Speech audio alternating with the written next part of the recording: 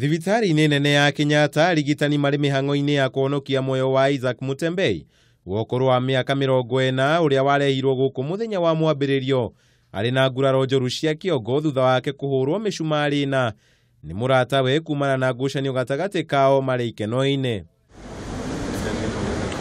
Kuringana na muru wa nyina Jacob Misheni, Mutembei uria ni wokuru wa miaka 40 na ithe wa mwana omwe atharikiirwo ni muratawe uria urekwirwo gukorwo ari na wathe wa meciria. Sasa wakutana akasema lazima apelekwe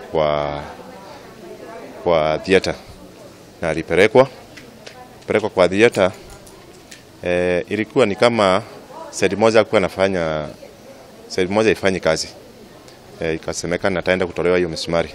Tukaongea na daktari, akaniita akaniuliza maswali, nikamwambia mimi ni brother yake, niambia in case of anything